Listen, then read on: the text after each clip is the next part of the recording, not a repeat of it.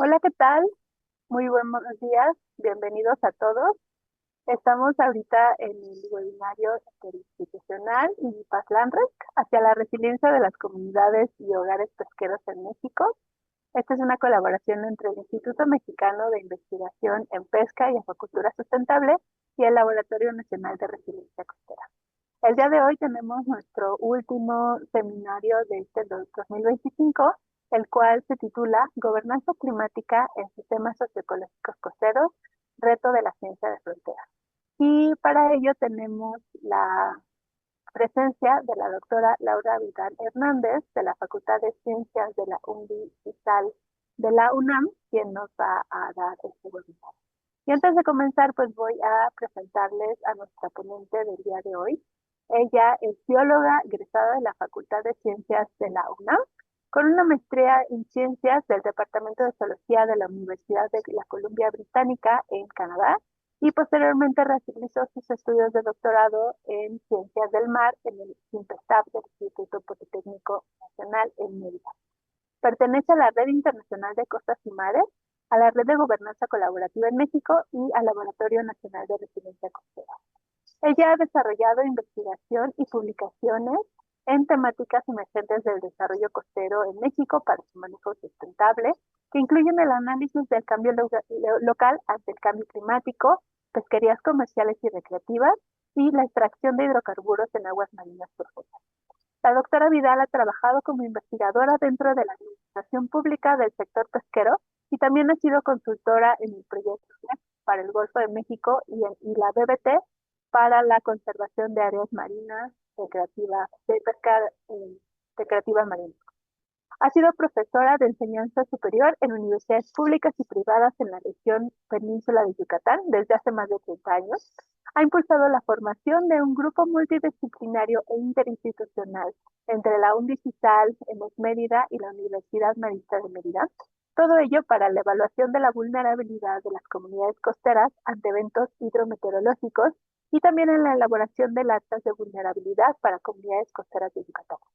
Particularmente se ha interesado en la construcción de capacidades locales de gestión de riesgo costero y su adaptación al cambio climático desde el enfoque de manejo integrado de zonas costeras, y también ha participado en el programa de investigación de cambio climático de la UNAM. Ha sido evaluadora y directora de tesis elaborada por estudiantes de licenciatura y también de posgrado de la UNAM, vinculadas con el cambio climático, la gestión de recursos costeros y oceánicos y los conflictos de socioecosistemas costeros. Sus publicaciones incluyen artículos científicos de revistas invitadas y capítulos de libros sobre gestión y gobernanza costera, manejo integral y de zonas costeras y de modelación de ecosistemas. Ha participado en más de 50 simposios y diversos congresos. Entre sus líneas de investigación está la gestión y gobernanza costera, manejo integrado en la zona costera, pesca recreativa y deportiva, riesgo y vulnerabilidad, adaptación de zonas costeras para eventos hidrometeorológicos y delitos y crímenes para la biodiversidad costera. Ella también es miembro del Sistema Nacional de Investigadores e Investigadoras del Pacífico. Para nosotros es un gusto tener a la doctora Laura Vidal y bueno, le doy el espacio para que por favor comience a compartir pantalla. Muchas gracias a todos que están acompañándonos aquí.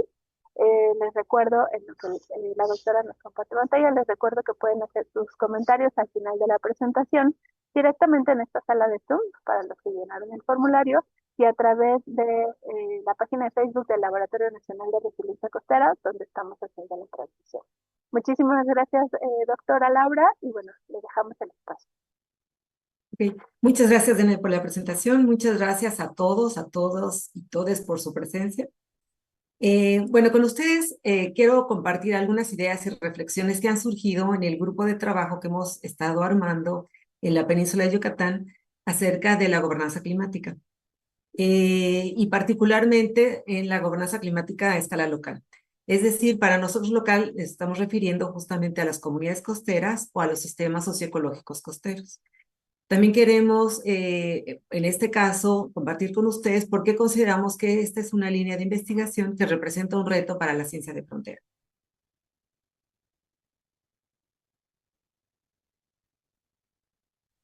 Empezaré retomando un poco información acerca del contexto que tenemos sobre el cambio climático en las costas y particularmente en las costas de México. Posteriormente les retomaré los conceptos básicos que uso en la presentación sobre gobernanza y ciencia de frontera. Luego compartiré con ustedes algunos de los avances en la comprensión del escenario de gobernanza costera que hemos notado en la península de Yucatán con 3 estudios que hemos realizado y al final algunas reflexiones de nuestro equipo de trabajo al respecto de estos trabajos colaborativos. Como todos ustedes sabrán, algunos de ustedes ya habrán escuchado, hay algunos científicos como el doctor Johan Rockström, que es especialista en impacto de cambio climático, que consideran que la COP30 que se realizó en noviembre del mes pasado, o sea, en noviembre pasado, eh, tuvo un rotundo fracaso al respecto de las gestiones para disminuir, atenuar o eliminar las emisiones de gases de efecto invernadero derivados de la quema de combustibles fósiles. Ante este escenario, lo que él comenta, al que concluye, es que inevitablemente en los próximos 5 o 10 años vamos a traspasar este límite de 1.5 grados de calentamiento planetario, que se consideraba el elemento crítico, ¿no? Para no rebasar los puntos drásticos de deterioro en el planeta. Claramente esto a lo que nos lleva es a una condición en donde va a haber un derretimiento, según sus predicciones, derretimiento de los casquetes polares, que elevará el nivel del mar y habrá calentamientos en los ambientes que causarán daños irreversibles a todos los ecosistemas, particularmente arrecifes, por supuesto, inundaciones más severas en las zonas costeras que podrían alcanzar hasta los 7 metros, sequías, incendios o ondas de calor. Y todo esto tendrá consecuencias no solamente en la seguridad física y alimentaria de las comunidades costeras, sino también impactos en sus sectores productivos como la pesca, la acuacultura, el turismo y demás. Particularmente, México está en una condición en donde necesita desarrollar capacidades de gobernanza climática costera por varias razones. Una es que más de 11,000 kilómetros de litoral están expuestos a estos eventos hidrometeorológicos y todas estas consecuencias que mencioné. Y tenemos una zona económica exclusiva que abarca aproximadamente el 60% del territorio de México. Todos estos están expuestos a condiciones como eventos hidrometeorológicos y elevación del nivel medio del mar. Y muchas de las comunidades costeras en este territorio están en condiciones de alta vulnerabilidad. Por otro lado, tenemos que la seguridad alimentaria y la mayor parte de los millones de empleos que existen en los estados costeros están sostenidos sobre estos recursos y estas condiciones de costas y mares. Y esto representa casi el 50% de la población del país. Por otro lado, los sectores portuario, turístico, energético y pesquero, que son de los sectores críticos en el desarrollo de las zonas costeras, contribuyen al 43% del Producto Interno Bruto Nacional cada año. Entonces, cualquier condición en donde estos sectores se vean amenazados, pues claramente van a impactar a la economía de la nación. También tenemos que el 43% de las áreas naturales protegidas del país incluyen regiones de costas y mares. Es decir, que una muy grande proporción de nuestro capital natural en el país está cobijado por estas zonas que se supone que son las zonas más protegidas en términos de nuestro marco normativo. Finalmente, tenemos un amplio potencial para gestionar bonos de carbono y generar fuentes potenciales de energías alternativas que podrían contribuir a la disminución de estas emisiones de gases de efecto invernadero. Aquí en esta imagen mostramos que México se ubica particularmente en esta franja donde tenemos siempre una alta probabilidad de enfrentarnos a eventos hidrometeorológicos que en su magnitud y en su frecuencia se han visto magnificados por el cambio climático. Ahora, entonces hace falta en este escenario en donde poco podemos hacer las sociedades en muchos sentidos, el tema de gobernanza climática. Este proceso es el proceso de coordinación y organización entre la sociedad y las autoridades gubernamentales para tomar decisiones que permitan enfrentar los desafíos del cambio climático de manera oportuna, responsable, transparente, eficaz y eficiente.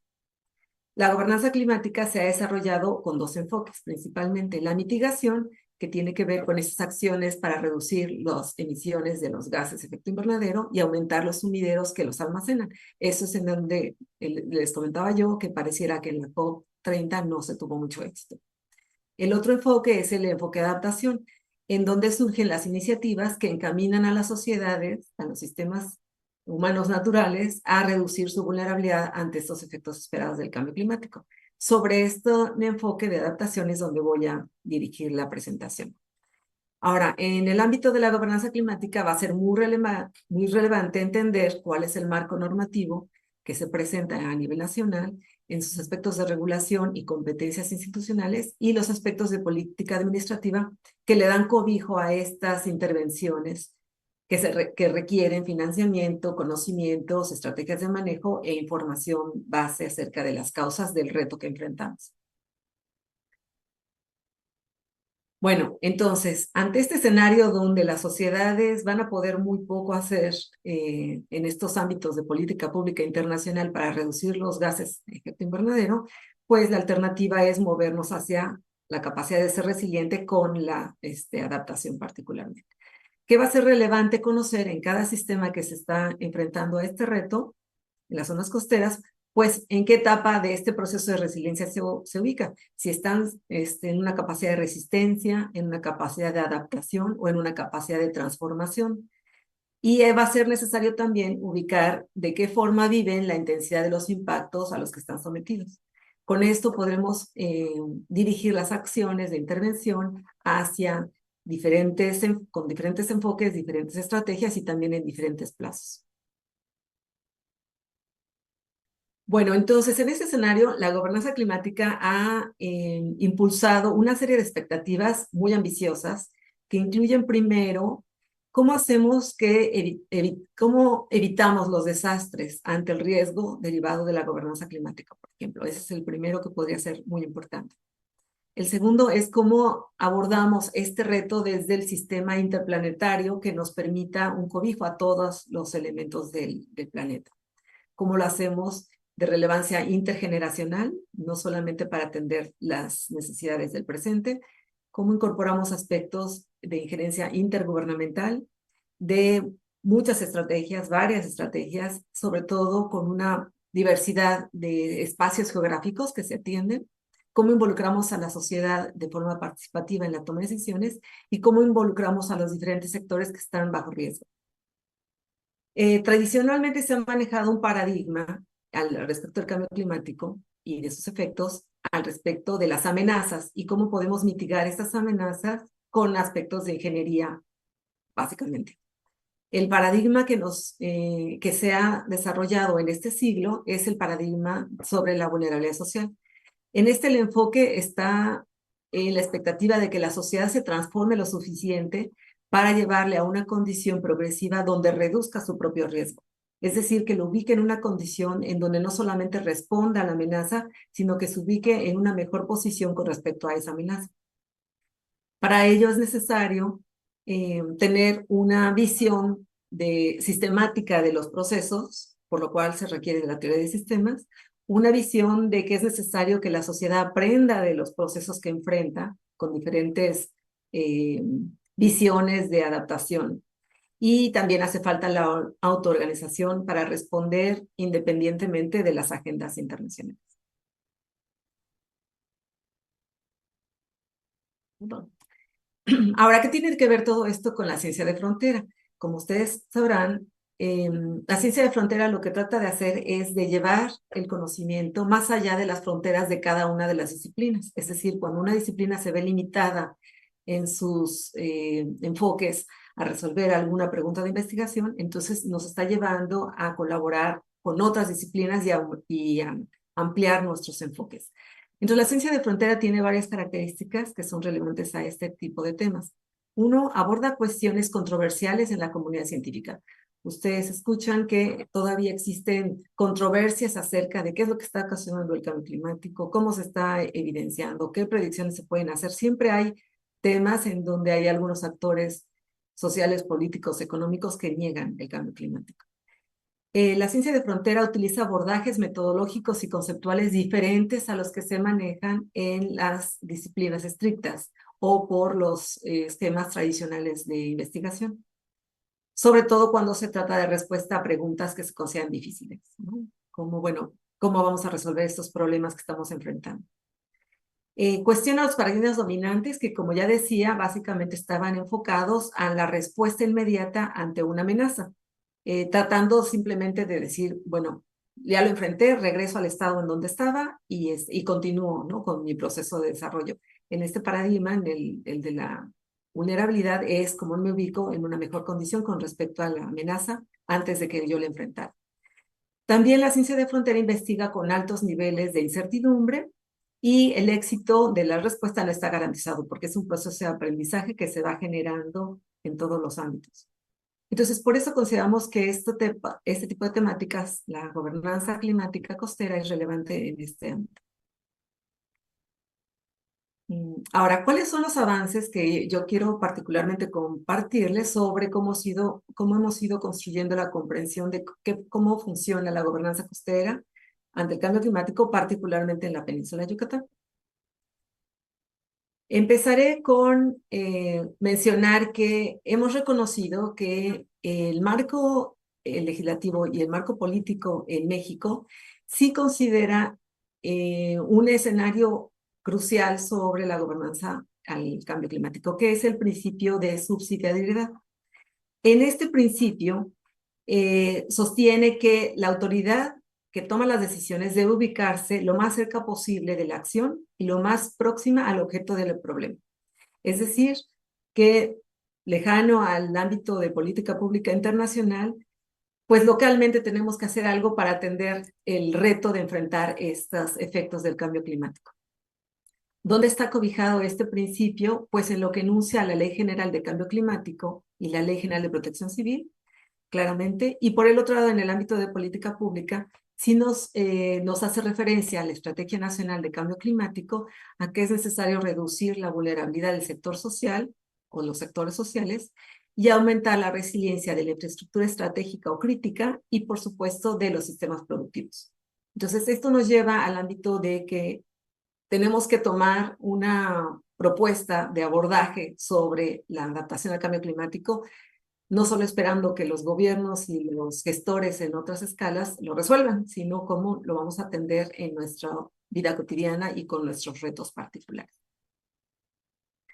El primer estudio que les quiero compartir sobre cómo abordamos esta gobernanza surgió con este equipo de colaboración entre la Facultad de Ciencias, la Universidad Marista, con el doctor Castillo, la doctora Sofía en el Instituto de Investigaciones Económicas, la doctora Diana Deita de la Facultad de Ciencias y la doctora Patricia Guadarrama también de la Facultad de Ciencias. En este caso, en un proyecto que se realizó en el marco de los proyectos de investigación sobre el cambio climático en la UNAM, con ese financiamiento, abordábamos dos objetivos principalmente. El primero era analizar la vulnerabilidad local al cambio climático de estas áreas costeras expuestas en diferentes dimensiones de la vulnerabilidad: la social, la económica, la física y la ambiental. Y con ellos diseñar un índice integral que nos permitiera ubicar elementos para responder adecuadamente. En este objetivo, la escala de análisis era en el espacio de los hogares, con la información que se colectaba de los hogares, representando las cuadras del sistema socioecológico costero. El segundo objetivo era analizar la capacidad adaptativa local ante el cambio climático como un elemento de la resiliencia en diferentes dimensiones. Y bueno, particularmente yo les voy a hablar del ámbito normativo. Aquí la escala de atención era al nivel de socioecosistema. ¿Por qué decidimos enfrentarnos a estos retos de gobernanza en el ámbito de las comunidades rurales? Porque a diferencia de las aproximadamente 20 ciudades grandes que hay en el país, ciudades costeras que hay en el país, existen un poco más de 44,000 comunidades costeras rurales en el país, en toda esta litoral que hemos mencionado. Y todas ellas están expuestas al riesgo en diferentes dimensiones, sin adecuados mecanismos de planeación o de respuesta o de adaptación.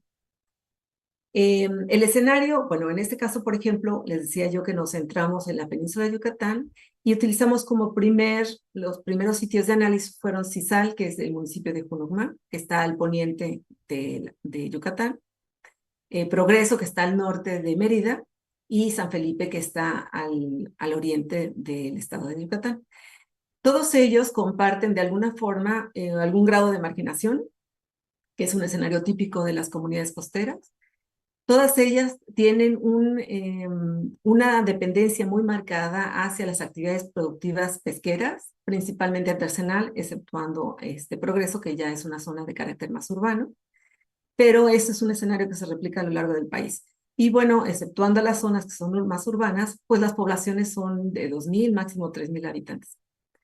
En el caso de Yucatán, de la península de Yucatán, prácticamente todas estas comunidades costeras están dependiendo de la calidad de su capital natural y están rodeadas por áreas naturales protegidas, ya sea por la federación o por los estados, ¿no? En este caso simplemente están mostrándose las áreas naturales protegidas del estado de Yucatán, que pues prácticamente cubren toda la costa. ¿Cómo construimos el índice de vulnerabilidad? Pues elegimos diferentes dimensiones, 4 dimensiones que incluyen aspectos sociales, aspectos económicos, de infraestructura y ambiental. En la dimensión social decidimos incorporar criterios sobre la vivienda con sus materiales, los combustibles los combustibles a los que hace uso la población y cómo se prepara la vivienda en el caso de un evento hidrometeorológico. Prácticamente este estudio fue sobre la amenaza de eventos hidrometeorológicos. En el ámbito de la población de cada una de las casas era cuántos habitantes hay en esa vivienda, de qué edades son, qué condiciones de discapacidad podrían existir en todos los sentidos y el grado de cobertura de los servicios médicos que tienen estos pobladores de esa casa. Y en estrategias nos referíamos a qué estrategias ha desarrollado esa familia, ese núcleo, o ese hogar en ámbito de la evacuación y la planeación para enfrentar eventos hidrometeorológicos cada vez más intensos y más frecuentes. En el aspecto económico, incorporamos la economía familiar como el eje principal, en donde analizamos o preguntamos cuál era la persona o las personas que aportan el mayor ingreso al hogar, cuántas personas son las dependientes, de qué género son los que aportan y los que viven en esa casa, cuál es la ocupación de las personas que aportan y qué escolaridad tienen. En infraestructura incorporamos la disponibilidad de los servicios públicos, particularmente el aspecto de telefonía celular.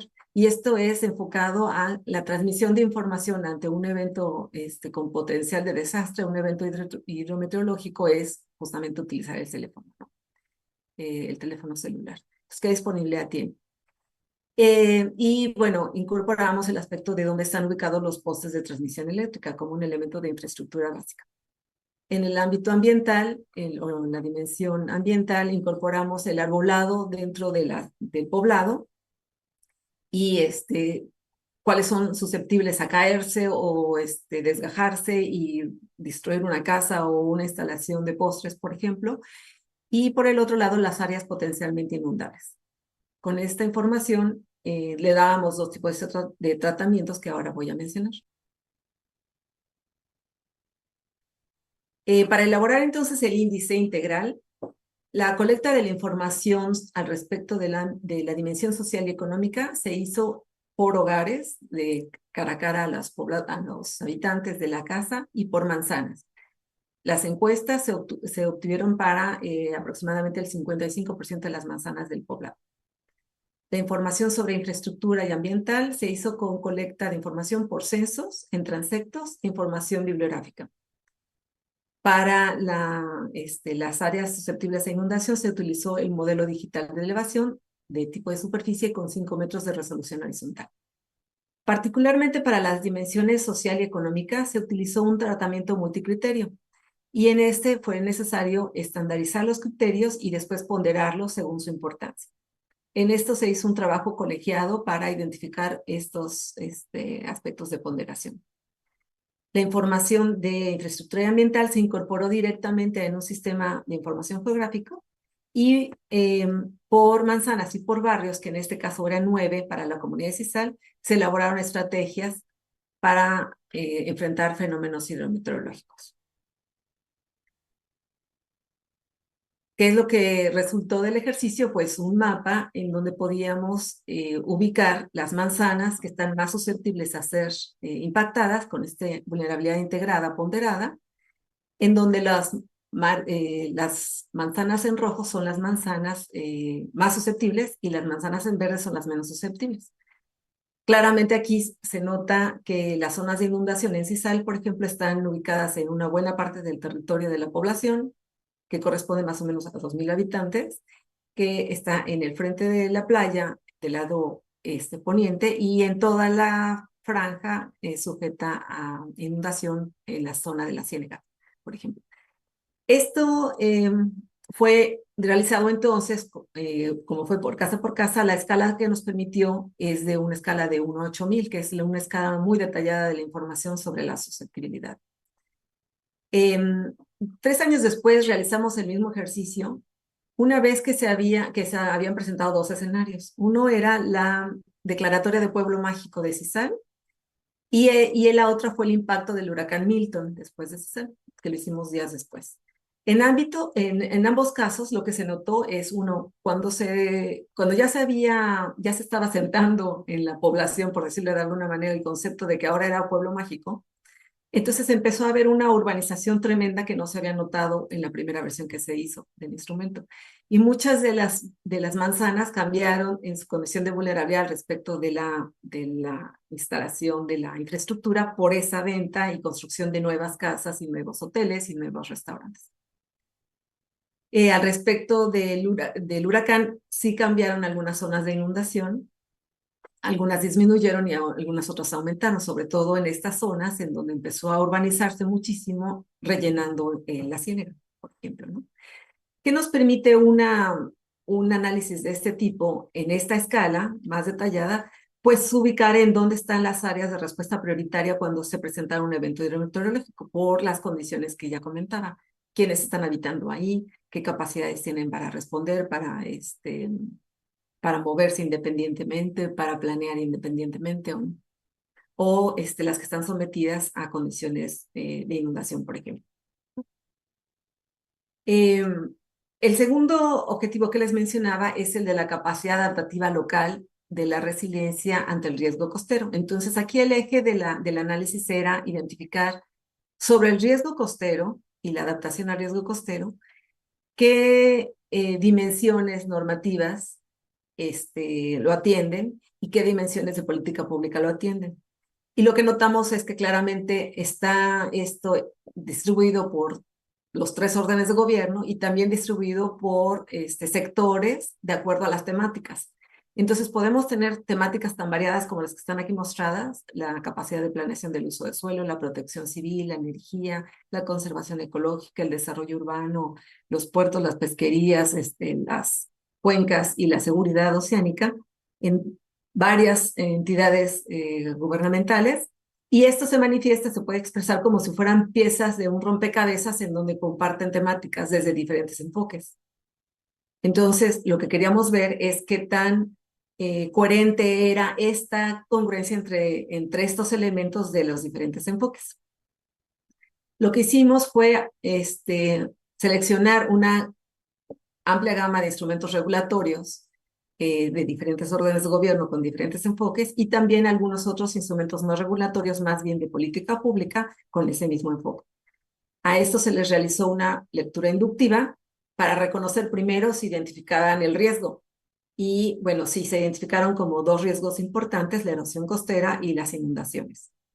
Y después de esta lectura inductiva era identificar qué tipos de provisiones regulatorias enuncian, ponen de forma obligatoria o sugerida. Y veíamos cómo la siguiente etapa era ver la convergencia espacial de estas provisiones.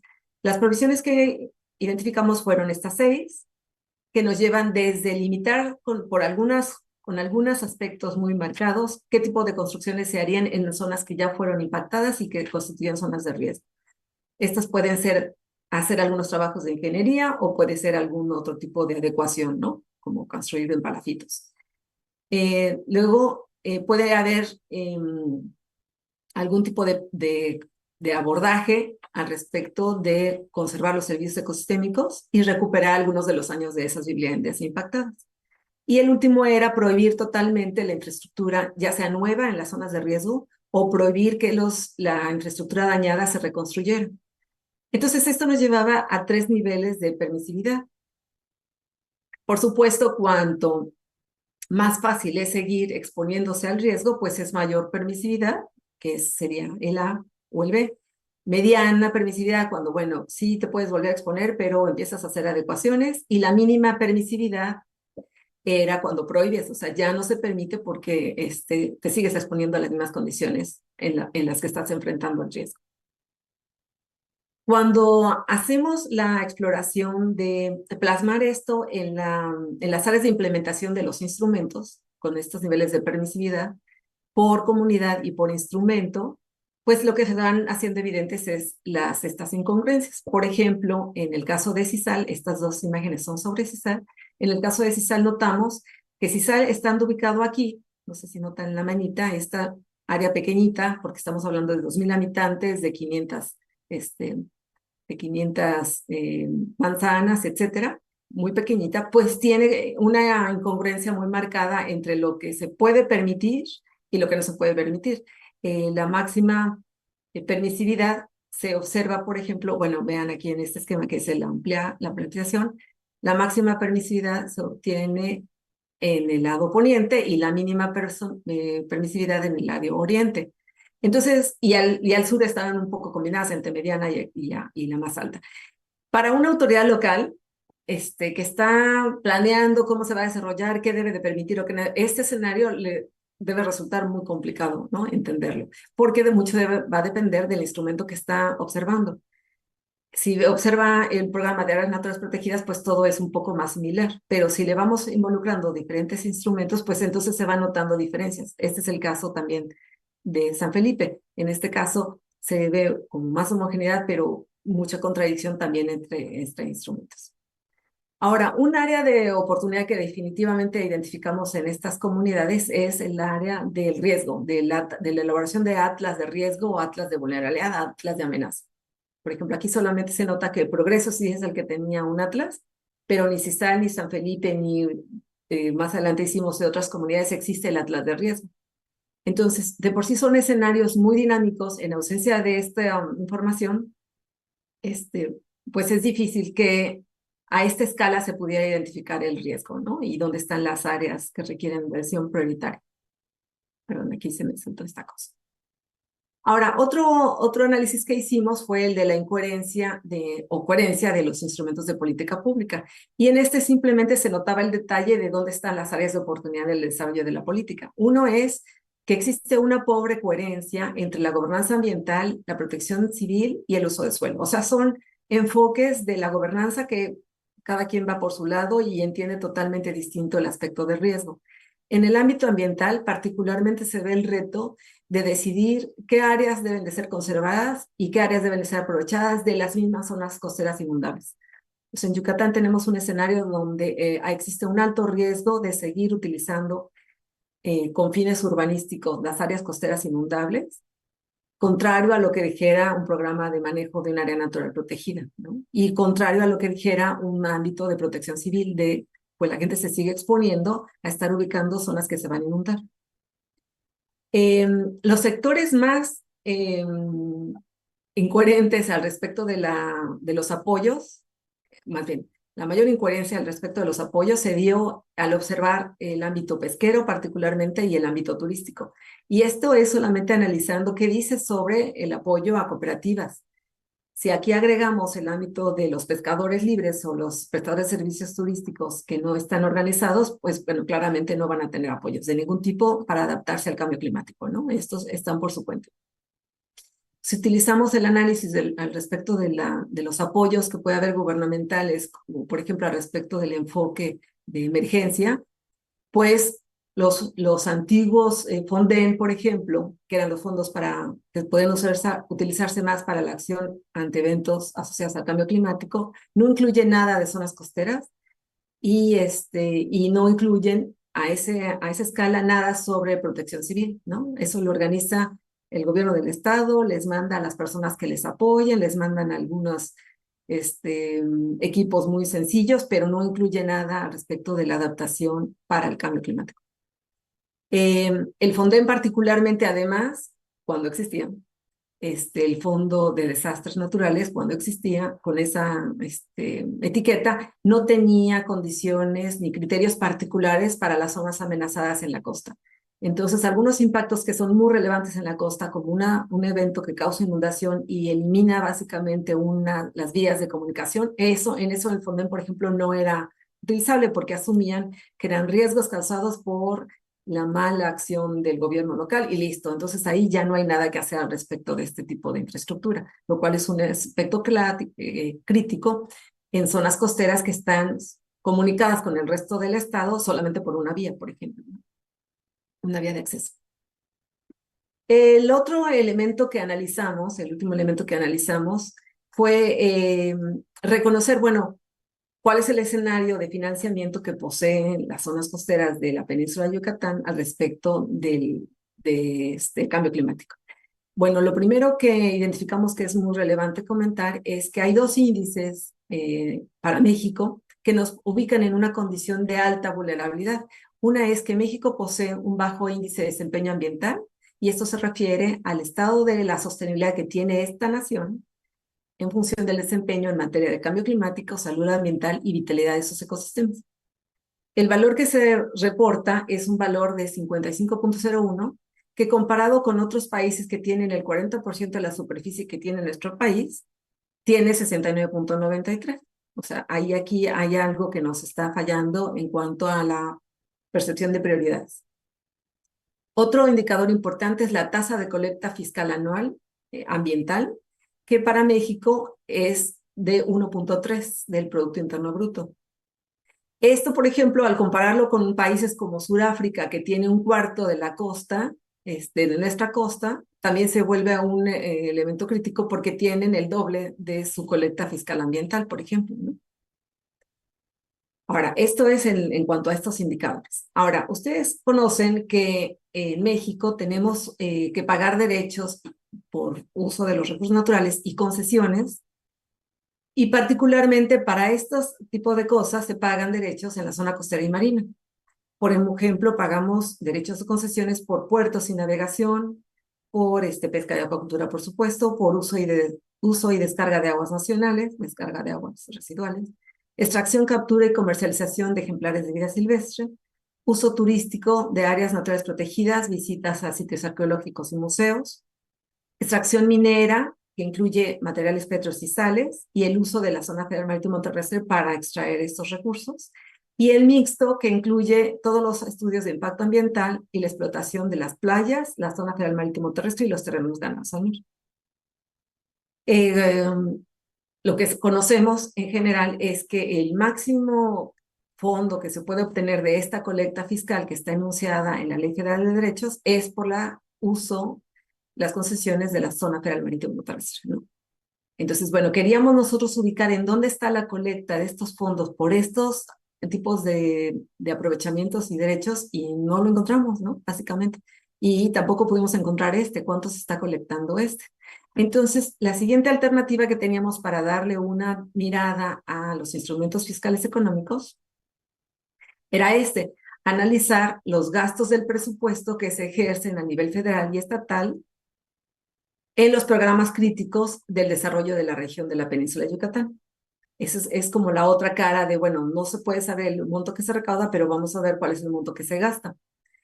Y este es el gasto anual. Se utilizó este periodo del 2007 al 2018, que corresponde a 2 sexenios y a 2 periodos de gobierno, 3 en algunos casos, estatales, ¿no? Y estos son los valores promedio o medianos y valores de desviación estándar del presupuesto que se usó por año en este periodo. Y estos son los que llamamos áreas críticas del desarrollo en esta región. Uno, la pesca y la acuacultura y la cacería, porque así se llama el rubro.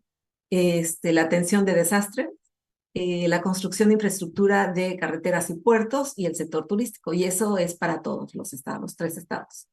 Bueno, lo que notamos aquí es que en este periodo, ¿y por qué se usó este periodo? Este periodo se usó porque a la mitad del proceso más o menos hubo un acuerdo de hacer fiscalización de gastos de presupuesto, o sea, una auditoría federal y estatal, y entonces se pueden rastrear más fácilmente los montos que se manejaban en cada rubro.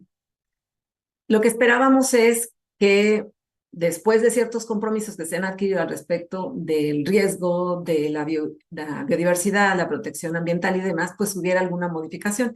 Y lo que vimos es que en el periodo, bueno, primero, estos dos rubros, que son los que nos ocupan en esta plática, el ámbito pesquero y acuícola y el de riesgo, son de los menores que los que han recibido en este periodo, recibieron en este periodo menor presupuesto, o sea, se utilizaron menores presupuestos y se dio mucho impulso al área portuaria y de carreteras, lo cual seguramente si lo lleváramos hasta el presente seguiría siendo el mismo patrón, ¿no? De lo que se está impulsando actualmente.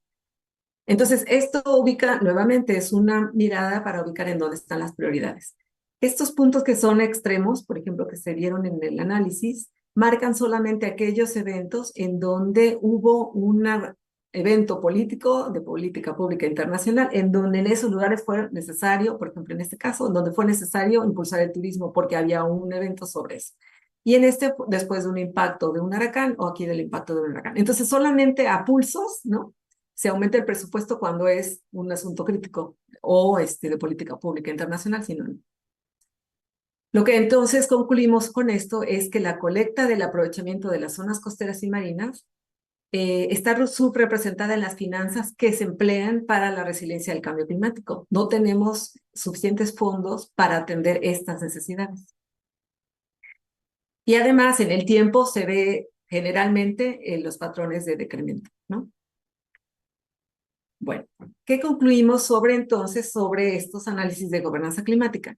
Primero, que este principio de adaptación, comparado con el de la mitigación al cambio climático, sigue recibiendo muy poca atención en México y el presupuesto que se tiene para su atención es escaso y es incierto. Y esto es muy relevante, decíamos, para las zonas costeras.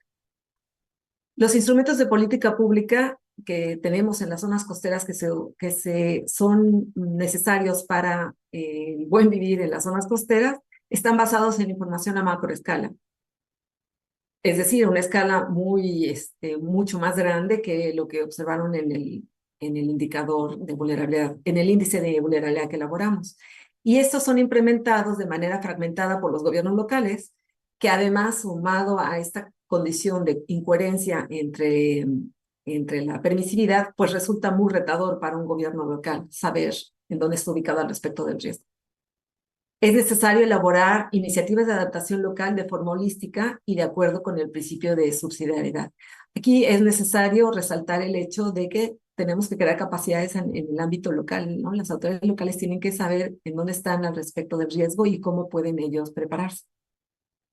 Hay una alta área de oportunidad, por decirlo elegantemente, con los atlas de vulnerabilidad o de riesgo en las comunidades costeras, ¿no? Y en el mejor de los casos estos deberían ser integrales, porque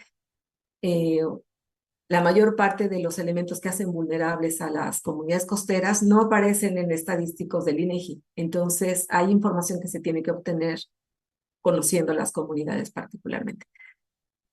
O colectando la información en las comunidades. Y otro elemento es que existe como ustedes saben, un altísimo dinamismo en las comunidades costeras y entonces cuando hay eventos políticos, declaratorias, con algunas otras intenciones y demás, o el impacto de algún evento, el escenario de vulnerabilidad cambia muy rápidamente en una comunidad costera. Entonces, estos elementos se tienen que estar actualizando con frecuencia y eso es algo que se tiene que tener claro también por parte de las autoridades. Nos hemos encontrado con algunas comunidades que usan algún atlas que alguien hizo, no sé, hace 15 o 20 años, ¿no? Como si esta dinámica no lo hiciera desactualizado. Por supuesto, se requiere de coherencia en las reglas para adoptar la coordinación, para la adaptación en forma coordinada, intergubernamental e intersectorial. De otra forma, el tema del riesgo costero, por ejemplo, muy difícilmente va a ser atendido, ya sea por cuestiones sociales o económicas o políticas, ¿no? Esto es al aspecto de la gobernanza. ¿Qué les hace reflexionar esto sobre la ciencia de frontera? Bueno, definitivamente requeríamos de un trabajo colaborativo en un grupo multidisciplinario para darnos respuesta a los porqués y los cómo. Y este grupo tiene que ser especializado en escenarios costeros. No es suficiente hacerlo en un escenario, eh, no sé, que incluyera una visión más urbana, ¿no? Y más tierra adentro. Definitivamente no funciona de la misma manera. ¿En qué era muy evidente esta necesidad? Pues asignar pesos o importancias relativas de las dimensiones que se incorporan en un índice de vulnerabilidad requiere de ese trabajo colaborativo. Interpretar los escenarios integrados que tienen una amplia incertidumbre era necesario con este trabajo colaborativo. También nos fue muy evidente que es necesario incorporar información histórica de los contextos gubernamentales, nacionales e internacionales, para interpretar por qué son incoherentes los instrumentos de política pública y normativos. O sea, ¿qué fue lo que pasó en esos sitios, en ese estado, en ese periodo de gobierno, para que de pronto se detonara algo? O sea, para entender este proceso necesitamos conocer la historia. Y esto nos va a permitir justamente trabajar en opciones que permitan adaptación sin que sean simplemente de respuesta, ¿no? Después de los eventos. Y es necesario, esa es una de las necesidades que más notamos, es necesario acceder e interpretar información asociada a cómo se rinden cuentas gubernamentales a nivel local. Bueno, no solamente local de las comunidades, sino también estatal y por supuesto también federal, porque de otra forma no estamos conociendo qué está pasando con esos fondos que se supone que se recaudan con el fin de conservarlos en las zonas costeras y que generan tanta riqueza en el país, ¿no? Bueno, ya finalmente les comentaré que actualmente tenemos la fortuna de haber sido favorecidos con un proyecto de ciencia de frontera, con este proyecto que le llamamos Fundamentos Científicos para el Fortalecimiento de la Resiliencia Socioecológica ante el Cambio Climático en Zonas Costeras de México. En este participamos ahora, se han empleado el equipo de trabajo, participa la doctora Evelia Rivera y la doctora Angelina Peña, por la Universidad Autónoma de Campeche y EPOMEX, el doctor Leopoldo Palomo para la Universidad Marista de Mérida y la doctora Eva Coronado y bueno, su servidor. ¿Cuál es la fortaleza o cuál es el nuevo reto que enfrentamos con esta nueva propuesta? Que vamos a vincular la parte de conocimiento científico que se ha generado para 4 comunidades costeras en Campeche y en Yucatán, que son de las más estudiadas. Una de ellas es Izal, por ejemplo, de las más estudiadas, con el conocimiento tradicional sobre el cambio climático. Eso va a ser uno de los retos que no habíamos abordado, cómo incorporar ese conocimiento tradicional, cómo incorporar conocimiento particular sobre el ámbito económico, ¿no? Que tampoco se ha hecho tan explícito desde las actividades económicas, y con ello de desarrollar proyectos, o sea, programas de adaptación particularizada por cada uno de los sistemas socioecológicos que estamos analizando. Entonces, bueno, ese es el reto que ahora tenemos por los próximos años. Y bueno, con esto les doy las gracias y estoy abierta a cualquier tipo de pregunta. Dejo de compartir. Muchísimas gracias, doctora Laura Vidal Hernández, por su presentación. A continuación, como lo mencioné, vamos a hacer una serie de preguntas intercalando las preguntas que nos hayan hecho en Facebook y las preguntas que salgan en la sala de Zoom. Entonces, para nuestros invitados que estamos en la sala de Zoom, les pido el favor que si tienen alguna pregunta la pongan en el chat o si nos hacen el favor de levantar su manita en dado caso de que quieran abrir micrófono y compartir su cámara si se les es posible. Y entonces en lo que se animan las personas de Zoom, voy a leer una pregunta que tenemos en Facebook que dice, en su gráfico de vulnerabilidad puede incluirse en cada índice de vulnerabilidad el concepto ambiental para no tratarlo como algo aparte. Nos hemos dado cuenta de que de forma inevitable puede estar sin el componente ambiental. No te escuché la última parte. Después de incorporarlo en el índice, ¿qué más me decías? En el índice de vulnerabilidad el concepto ambiental para no tratarlo como algo aparte. Nos hemos dado cuenta de que de forma inevitable puede estar sin el componente ambiental. Sí, bueno, efectivamente, uno de los retos más grandes que enfrentamos es cómo incorporamos toda esta gama de servicios ecosistémicos, ¿no? que surgen en las áreas naturales protegidas que rodean a la zona. Eh, bueno, no nos queríamos enfocar particularmente solamente a hablar del aspecto de el efecto que tienen las dunas, el efecto que tienen los manglares, por ejemplo. En este caso, como estábamos más centrados a la vulnerabilidad del poblado, por eso nos decidimos incorporar el aspecto del arbolado, ¿no? Eh, y entonces, bueno, era simplemente si el arbolado está bien asentado, qué tipo de árbol es, si ese se cae fácilmente con el viento, ¿no? Si lo van a, si esa caída va a ocasionar algún efecto en las casas, en la infraestructura básica y demás. Entonces, hubo una intención por incorporarlo en el índice de vulnerabilidad, por eso está como una dimensión, pero considero que necesitamos seguir puliendo el cómo lo incorporamos de tal forma que incluya sus servicios, ¿no? Sus servicios en los ecosistemas que causan, que dan esta protección, pero también la presencia de la vegetación dentro del poblado, que es un escenario que vemos también relevante, ¿no? En las comunidades costeras, pues al estar rodeadas de tanta vegetación, muchas veces ya no ponen vegetación adentro y entonces eso replica los escenarios de ir deteriorando la resistencia al viento, ¿no? El cambio de la condición climática, microclimática, y etcétera. Entonces, sí, eso es un área de oportunidad definitivamente que hace falta pulirla de cómo la incorporamos de una forma más completa. Sí, son bienvenidos a aportar ideas al respecto. Muchísimas gracias, Laura. Vamos a intentar resolver aquí la falla técnica de mi micrófono. Gracias por tu respuesta y gracias a las personas que nos escribieron en Facebook. También tienes felicitaciones por parte de varias personas, tanto de México como del extranjero. Tengo aquí un comentario. Dice, en comunidades costeras del Alto Golfo de California, estamos desarrollando un proyecto con la CCA que se basa en la integración de comités comunitarios de reducción de riesgos y la elaboración de atlas comunitarios de riesgos. Esto bajo escenarios de cambio climático y bajo los términos del Acuerdo de Escazú. Esto permite que las comunidades desarrollen sus planes, sistemas de alerta y protocolos de acción buscando eficientizar su actuación antes, durante y después de las contingencias. Entonces, es un comentario que nos hacen. Y aquí en el chat de Zoom tengo un par de preguntas. Entonces, también te felicitan por tu presentación. Hay tres, si quieres se las voy diciendo de una en una. Bueno, hay dos. Nada más Dime. déjame comentar algo, Deneb, gracias. Sí, a esta persona que comentó sobre lo que están haciendo en Baja California, sí, a mí me parece excelente. Definitivamente tenemos que irnos moviendo a fortalecer regionalmente. Creo que regionalmente podría ser una muy buena alternativa. Y mucho va a surgir del interés de las personas que trabajamos en los sitios, que conocemos a las personas. Este abordaje creo que nos tendría que llevar a justamente a los grupos, diferentes grupos que estamos trabajando en el país sobre estas mismas temáticas, a comunicarnos y a reforzar nuestros marcos teóricos, metodológicos, herramientas. Sí, no le veo otra opción, así que también felicito. Si quisiera apuntar mi correo electrónico y podernos comunicar, pues con mucho gusto.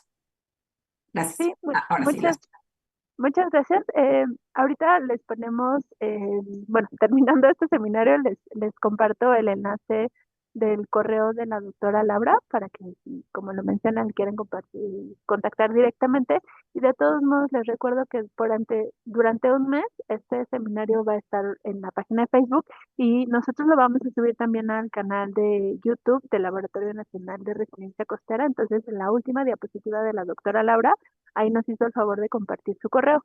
Entonces también ahí pueden tener la información de contacto directo. yes. Y ahora sí voy con el comentario de Zoom. El Atlas de Vulnerabilidades ISAL se compartió con las autoridades locales. Si sí, ¿cómo lo acogieron? Y si recibieron alguna retroalimentación por algún actor local. Gracias. Sí, esa es una pregunta que nos hacen constantemente. Sí nos acercamos en algún momento a las autoridades municipales, ¿no? En ese momento. ya iban de salida, ¿no? Cuando lo terminamos, y entonces ya tenían otros intereses, ¿no? Ubicarse en otros intereses. Creo que ese es uno de los tremendos retos que tenemos que enfrentar a nivel local. El tiempo tan corto que tienen las autoridades para entender procesos, para empaparse de las cosas que son relevantes y luego para responder adecuadamente. Eh, entonces, bueno, la respuesta corta es no, no recibimos ninguna retroalimentación, nada más nos dijeron sí, gracias y ya, y seguramente se quedó por ahí almacenado en algún lado, ¿no?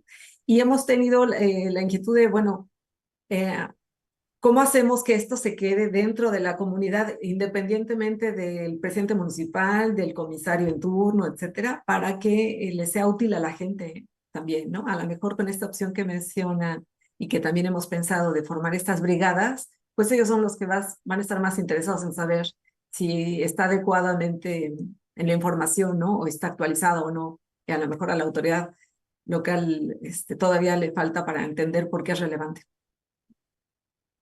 Muchísimas gracias. También gracias, Lucia, por la pregunta. Sobre la información para elaborar los atlas de... Sofi, ¿quieres intervenir de esta pregunta o de otra? Ok, va. Sobre las informaciones para elaborar los actas de vulnerabilidad, mencionó que no hay mucha de ella en INEGI. ¿Puede elaborar más al respecto? ¿Qué información es la que no es medida por el INEGI? Ajá, gracias. Bueno, ¿qué información es medida por el INEGI? El INEGI no nos va a dar datos, por ejemplo, por calle, bueno, no obtenemos información por calle y por manzana de cuánto aporta una persona, cuánto dinero requiere en su hogar, ¿no? Para salir adelante. No nos puede dar información de si ellos cuentan con un programa de adaptación o de respuesta a nivel de familia.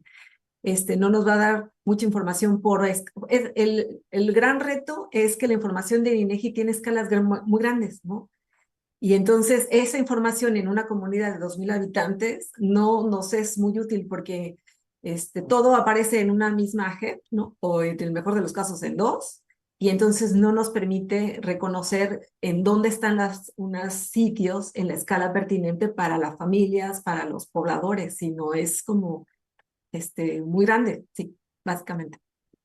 Ah, y bueno, por supuesto, los recorridos para ver en dónde están las zonas que se encharcan y no se encharcan, ¿no? También tienen una escala muy pequeña, dónde están ubicados los árboles.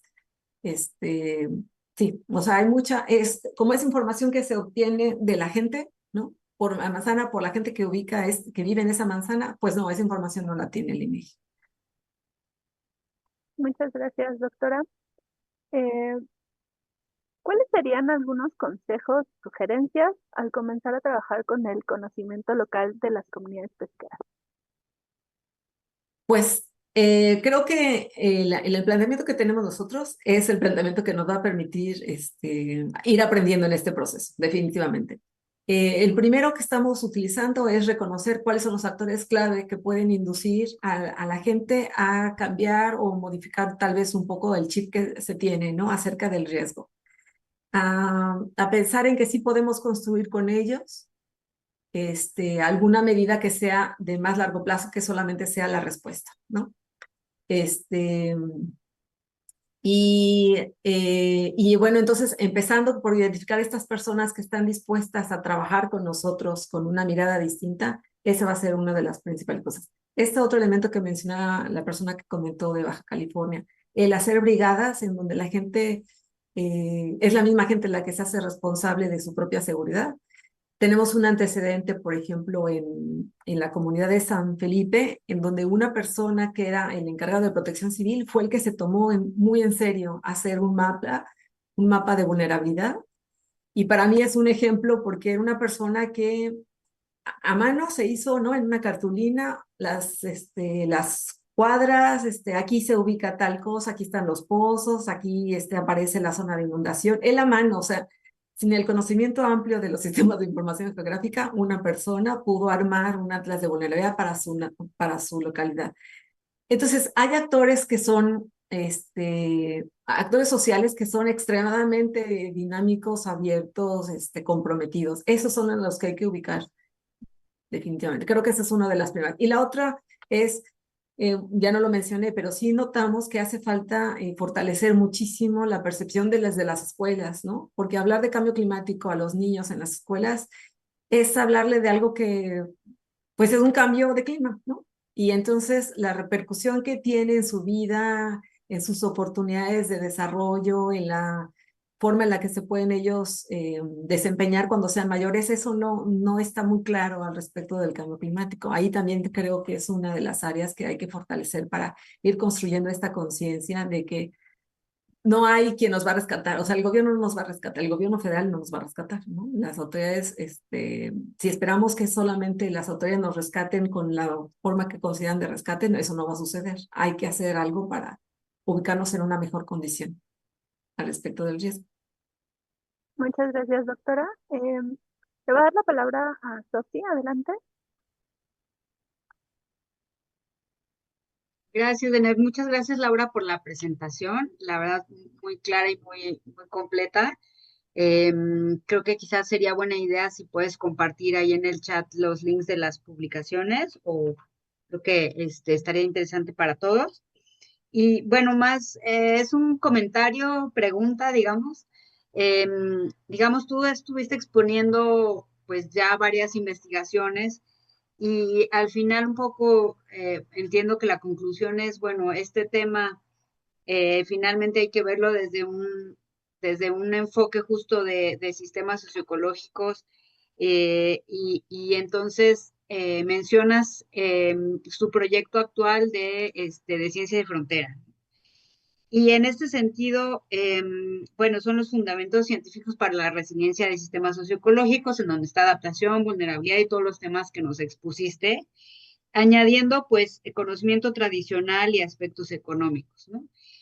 Mi pregunta es en torno, bueno, a más allá de poder hacer un programa de adaptación, que quizás son algunos elementos del programa más que hacer el programa como tal, ¿cómo piensan conjuntar toda esta información y cómo están conceptualizando esto, la resiliencia en este proyecto, ¿no? Un poquito si nos puedes ahondar en esto.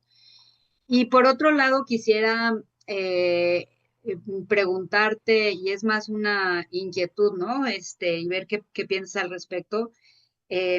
Actualmente, pues justamente el sector pesquero está iniciando su proceso para hacer su programa de adaptación al cambio climático, ¿no? Y es una iniciativa, pues quizás Isaac pueda mencionar mucho mejor que yo, pues evidentemente federal, ¿no? Y lo que tú nos has expuesto ahora es esta necesidad de incorporar los contextos y programas más específicos. ¿Cómo te imaginas que podría ser esta intersección de un programa federal con programas más locales? ¿Es posible alinearlos o más bien son esfuerzos pues radicalmente distintos en sus acciones? ¿Qué piensas al respecto? Gracias. Gracias, Sofía. Bueno, la primera pregunta es compleja. Sí, decía yo que los sitios que elegimos son sitios con una amplia información científica que ha estudiado, ¿no? Cada entidad desde hace muchísimos años, desde hace décadas. Aquí, bueno, vamos a hacer primero una base de datos y poner el ejercicio de toda esta información en una base de datos que pudiera estar disponible en la comunidad. Todavía no tenemos claro si va a ser en la escuela secundaria, en la escuela técnica, para que la gente pudiera crear un espacio en donde conocer lo que hay, ¿no? O consultar lo que hay. Y en este proceso de construir el programa juntos, pues que todo el mundo tenga acceso a cuáles son los antecedentes, ¿no? De los que se hace referencia con la información que se tiene.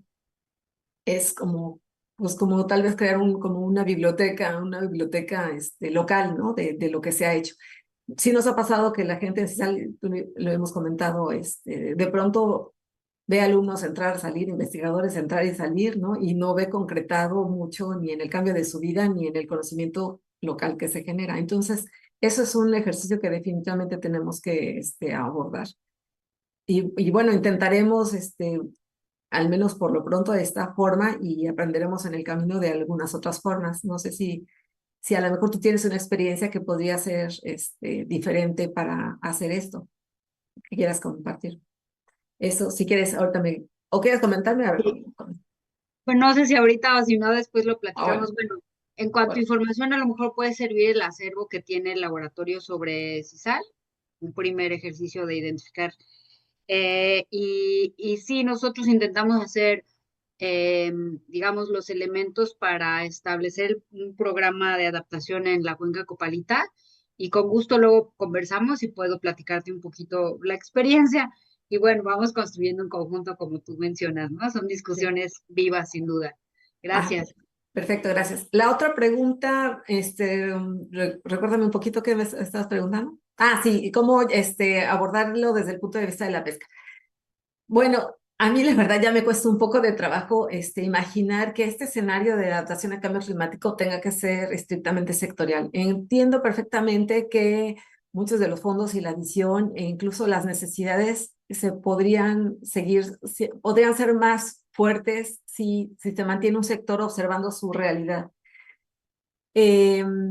En la revisión que he estado yo haciendo, por ejemplo, de cómo se ha adaptado o qué programas hay en el sector pesquero y cuáles en el turístico y cuáles en el portuario, lo que yo he notado es que uno de los más ricos que tiene el país es la estrategia de adaptación que desarrollaron en el ámbito del turismo, por ejemplo.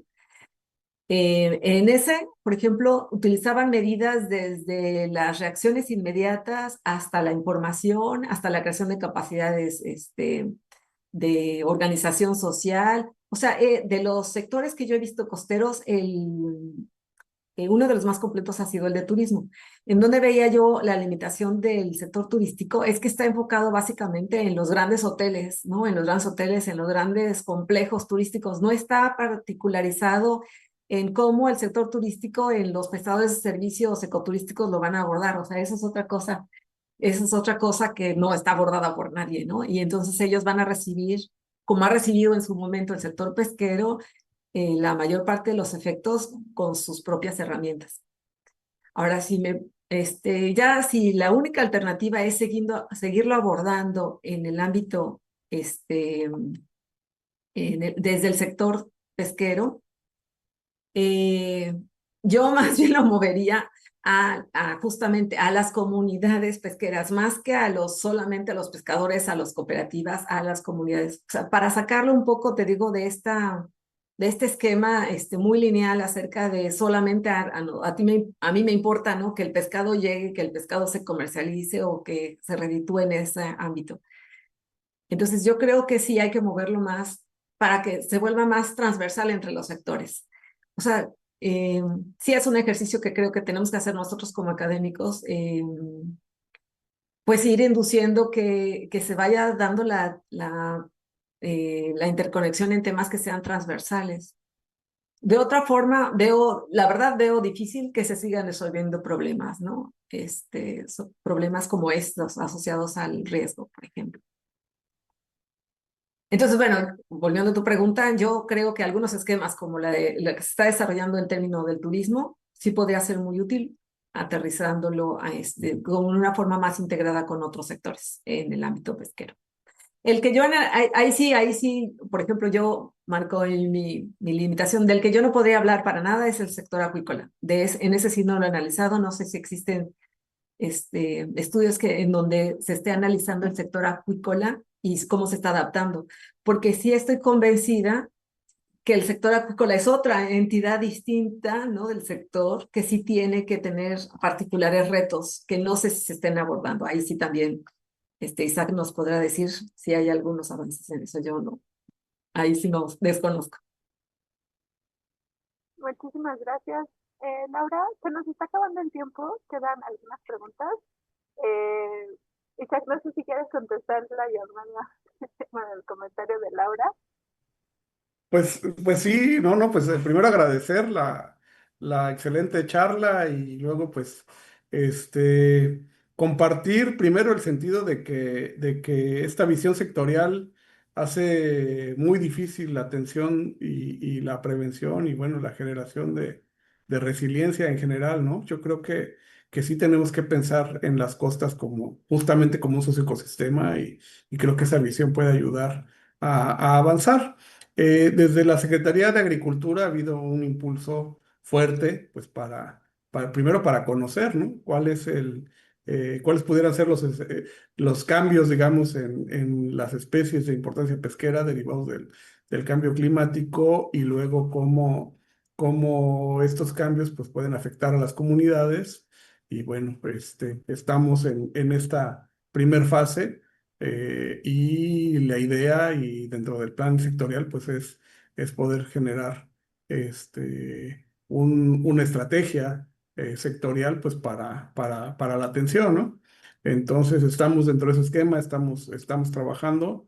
Sin duda son insumos importantes, pero ya personalmente yo como Isaac y desde la dirección del Atlántico, que es el encargo que tengo hoy, sí estamos intentando impulsar pues que sean pues visiones de trabajo que no necesariamente tienen que ser sectorial, ¿no? Hace un par de semanas tuvimos una encerrona con AMP, con la pesca y MIPAS por un proyecto grande que tenemos que se llama del anzuelo al plato.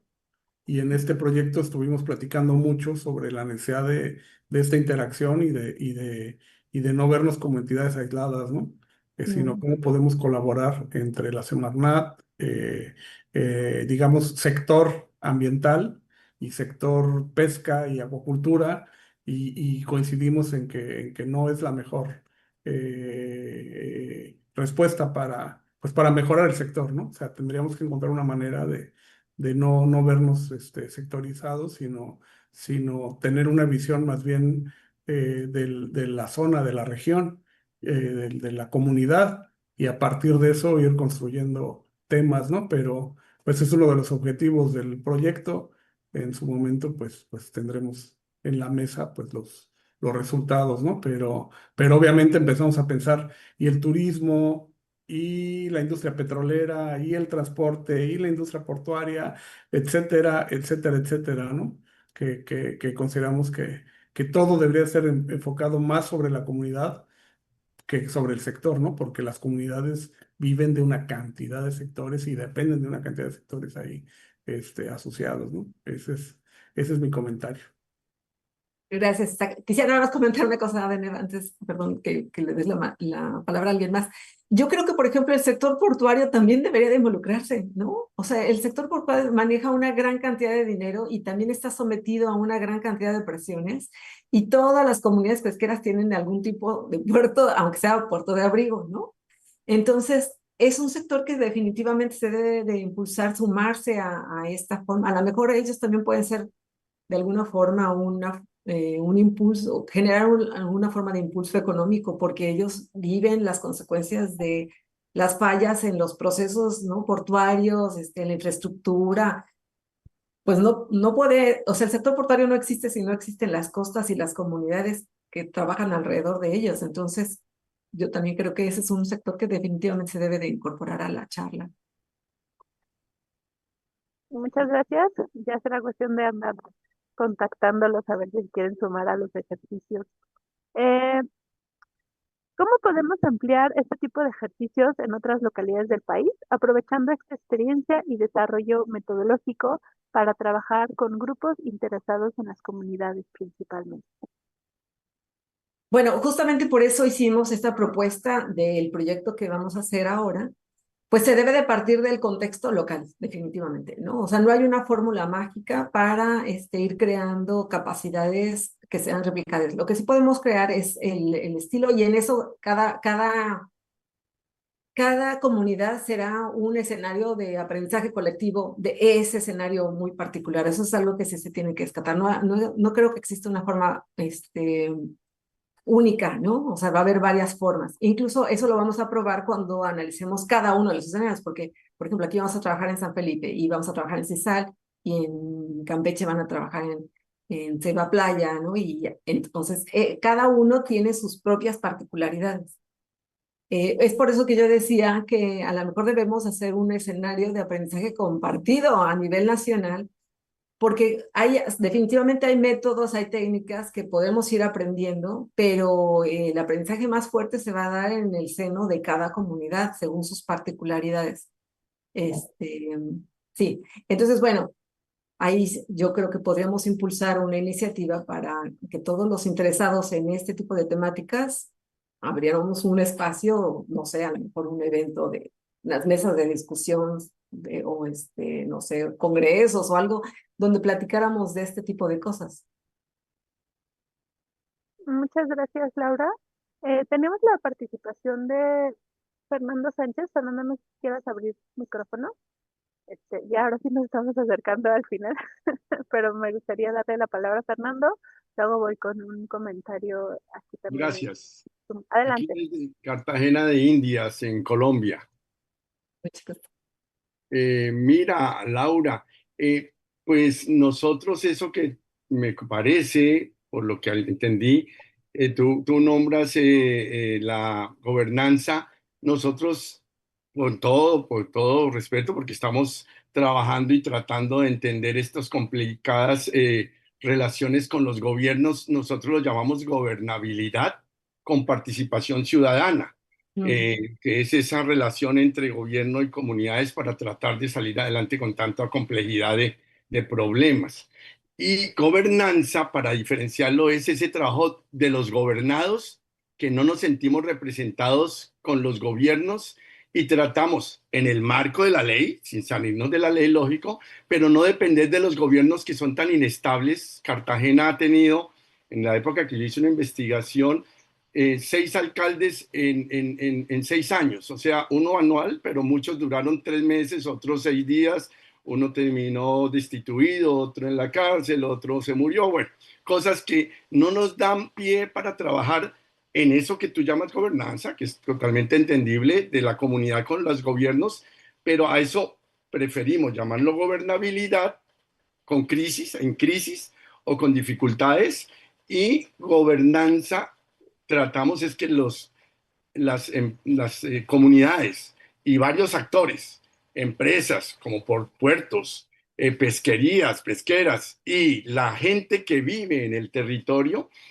lleguen a acuerdos en el marco de la ley para lograr cambios. Es la preocupación que siempre tenemos, porque con los gobiernos, en el caso particular de Cartagena, no hemos podido. No sé qué puedas tú comentar acerca, no importando el nombre que se le dé, pero sí hay esa diferencia. Sí, sí, claro. También nosotros creo que estamos en general a nivel nacional construyendo nuestros propios conceptos en función de los temas que abordamos, ¿no? Yo creo que como pasa en temas de gestión ambiental, eh, pasamos de un escenario tradicional de gobierno, autoritario, representando solamente los intereses de gobierno, a ir transitando a formas de atender los retos que enfrentamos en el ámbito socioambiental con la participación de los diferentes actores de la sociedad. En ese proceso de transición estamos todos, ¿no? Están definitivamente ustedes y estamos nosotros. Sí, a lo mejor el término cada nación lo va construyendo de acuerdo a sus formas, a sus, sí, pues a la forma incluso que usa el lenguaje, el mismo lenguaje, ¿no? Nada más que con formas distintas. Lo que yo creo es que, eh, independientemente de cómo le llamemos, sí nos hace falta reconocer que no podemos dejar en el ámbito del gobierno estrictamente la solución a este tipo de problemas, ¿no? El cambio climático y las adaptaciones es algo que todos tenemos que atender, ya sea discutiéndolo, participando, aportando en mecanismos, en técnicas, en fondos, o sea, lo que sea. Sí considero que nos tenemos que empoderar como sociedades, ¿no? De hacer relevante nuestra necesidad de estar seguros en este planeta. O sea, sí tiene que ser una búsqueda de todos los miembros de la sociedad. Y bueno, sí, ya en el camino a lo mejor podemos desarrollar como un tipo de teoría que le vaya denominando de diferentes formas a los conceptos, ¿no? Y a lo mejor vamos llegando a acuerdos de si ustedes le llaman gobernabilidad y nosotros le llamamos gobernanza, pues a lo mejor eso lo vamos puliendo. Sí, pero creo que el objetivo central de todos estos procesos está en no sentirnos en esa condición de, pues no sé si la palabra adecuada sería como de infantilismo, de percibir que el gobierno nos va a resolver y nos va a rescatar, ¿no? Sí. Muchas gracias. Muchas Muchas gracias gracias. a ti, Fernando. Muchas gracias por conectarte. Estaré escribiendo. Ah, perfecto. Bienvenido. Y Cartagena es una ciudad preciosa, de plan. Muchas gracias. Muchas gracias a ambos. Y bueno, creo que voy a ir cerrando el seminario. quedan un par de preguntas, se las vamos a hacer llegar a la doctora Laura Vidal para que de la manera de lo posible le demos una respuesta. También hay muchas felicitaciones, también se las vamos a hacer llegar Muchas a, gracias. a la doctora para que sepan las palabras que han expresado. Agradecemos a todos esos comentarios. Y bueno, antes de pasar a darle la palabra a la doctora Sofía, quiero hacer oficial que el agradecimiento a la doctora Laura por la presentación de este seminario, que fue el último seminario dentro de el ciclo de seminarios interinstitucionales entre el INIPAS y el LANRES, y acabamos de hablar sobre gobernanza climática en sistemas socioecológicos costeros, reto de la ciencia de frontera. Muchísimas gracias, doctora Laura, adelante.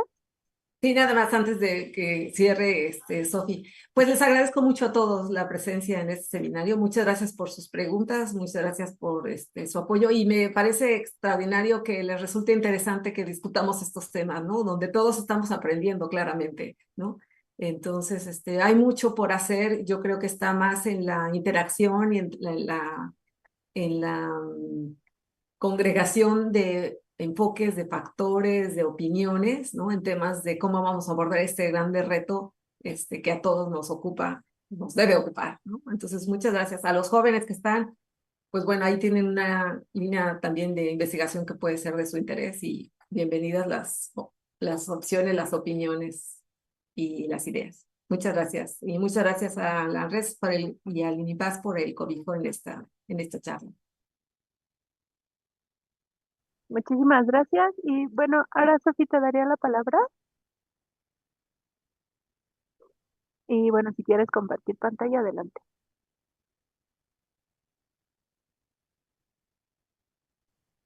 Gracias, Deneb. Pues miren, esto es muy, muy breve. Es únicamente para pues cerrar este año de colaboración. Digamos que este seminario pues ha sido muy enriquecedor en muchos sentidos para ambas instituciones. Aquí hay un error, debe ser 25, lo corregí aquí abajo y no arriba, lo siento, perdón. Pero bueno, este seminario lo hemos coordinado tanto el doctor Enrique Lara, que bueno, ahora está coordinando un proyecto de Large Marine Ecosystem, pero inició, digamos, con nosotros desde el comienzo de esta colaboración, el doctor Ramón Isaac, la doctora Silvia Salas, Dene Ortigosa y una servidora.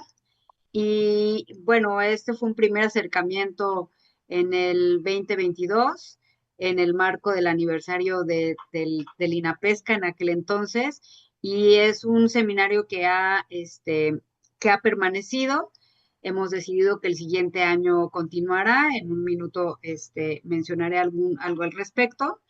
Y bueno, este año siempre hacemos un pequeño cierre de los temas que se abordaron. Y este año, pues, son estas las ponencias que se dieron. La primera fue justamente sobre el proyecto del anzuelo al plato, fortalecimiento de la pesca sustentable para salvaguardar la biodiversidad marina y la seguridad alimentaria, parte de WWF, de Esperanza Livier Velasco. Después tuvimos un tema impartido por Rodrigo Martínez del IMIPAS Manzanillo, sobre sedimentación biogénica.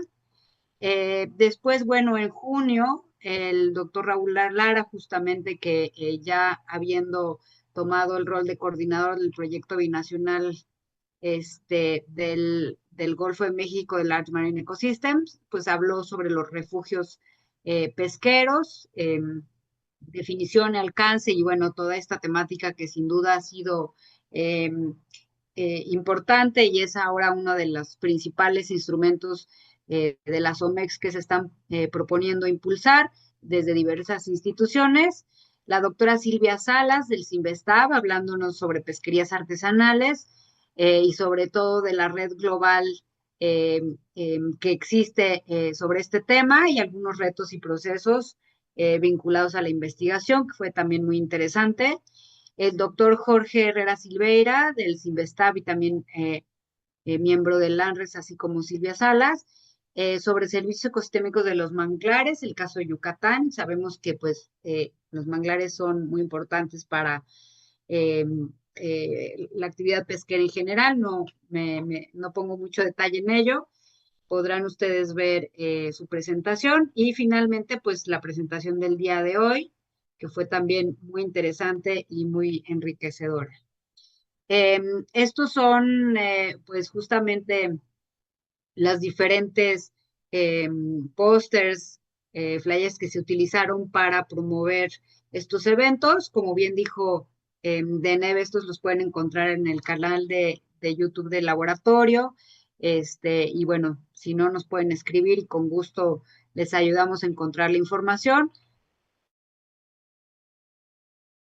Así que siempre están a su disposición. Y finalmente quisiera concluir dándoles una muy buena noticia, que es el libro que se hizo como resultado de los 2 primeros años de colaboración, y se denomina Hacia la resiliencia de las comunidades y hogares pesqueros en México. El libro lo pueden encontrar en la versión electrónica en la página del instituto en publicaciones. Estamos corrigiendo un pequeñito error en el nombre de DENEP, pero bueno, esto se hará mañana. Ya podrán tener la versión corregida para que aquellos quieran citarlo tengan la cita correcta. Y bueno, buscamos justamente que estos diálogos pues permeen no nada más en las discusiones académicas y de política pública y que generen productos interesantes para poder compartir, sino también justamente la discusión que decíamos el día de hoy, poder aterrizarlos pues justamente en programas de adaptación al cambio climático u otras discusiones en donde pues vayamos avanzando en integrar diversas visiones, disciplinas, y la multisectorialidad, como aquí se dijo, ¿no? Entonces, bueno, les mantendremos al tanto sobre los seminarios del siguiente año. Me imagino que en las primeras sesiones haremos la presentación de este libro, pero seguiremos con varios temas, como es el de adaptación al cambio climático y entre otros. Si gustan mandarnos temas que les interesaría que abordáramos, estaría muy bien. Así nos podemos dar una idea de los intereses de nuestro público. Los pueden hacer llegar, no sé, de nuevo ahorita tú nos comentas, supongo que al correo de comunicación de Largues, ahorita nos dices. Y pues esto sería todo por este año. Muchas gracias y los esperamos en la siguiente sesión en el 2026. Muchas gracias. Muchísimas gracias, Sofi, por la presentación. Eh, pues sí, los esperamos el año que entra. En un segundito les voy a compartir un enlace. Este enlace es para una encuesta breve en donde si nos hicieron, bueno, si están aquí es porque asistieron a un seminario del IMIPAS y del LANRES, entonces si nos pueden contestar. Y ahí justo en la última pregunta viene cómo nos pueden contactar, es mandando un correo. Pueden mandar un correo a difusión@lambres.mx con el asunto propuestas para ponentes y MIPAS, en dado caso de que estén interesados. Y una de las preguntas es qué otros temas les interesaría que nosotros viéramos, ¿no? Entonces pueden proponer temas aunque no quisieran ser ustedes los ponentes. Entonces a la gente que está en Zoom ya les acabo de poner la liga y en un segundito más lo haré en Facebook. Entonces creo que con eso terminaríamos nuestra presentación del día de hoy. Agradezco a nuestra ponente por este cierre del año, la doctora Laura Vidal Hernández, a todos ustedes que nos acompañaron tanto en Zoom como en Facebook, en esta y en otras ocasiones, y a quienes estén viendo por YouTube, y también a los coordinadores de este seminario que hemos estado trabajando en conjunto para realizar estas actividades, como lo mencionó la doctora Sofi, el doctor Raúl Enrique Lara Mendoza, el doctor Ramón Isaac Rojas González, la doctora Silvia Salas Márquez, la doctora Sofi Ávila Fucat y una servidora de Nuevo Ortigosa. Y bueno, con esto nos despedimos. Sigan nuestras redes sociales para comenzar el primer trimestre del año con estos webinarios. Muchísimas gracias y provecho. Gracias. Buenas tardes a todos.